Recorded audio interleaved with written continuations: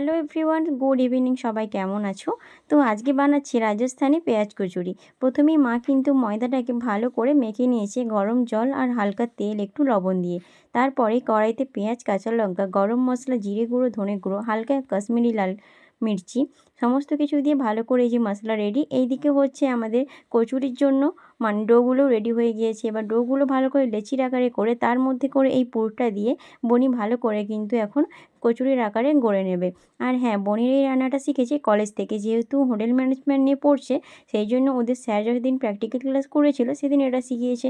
তো দেখো কত সুন্দরভাবে হাতের প্রেসার দিয়ে দিয়ে কচুরিগুলো রেডি করা হয়ে গেছে। আর এই যে এখানে বনি কিন্তু 4টে কচুরি এখন ভাজছে।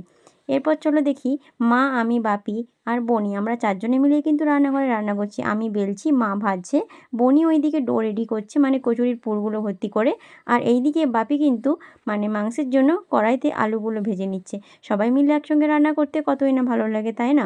এই ফার্স্ট টাইম হয় আমরা পুরো ফ্যামিলি মিলে রান্না করলাম। আর দেখো এদিকে কচুরিগুলো কত সুন্দরভাবে ফুলে উঠেছে, খেতেও কিন্তু বেশ টেস্টি হয়েছিল।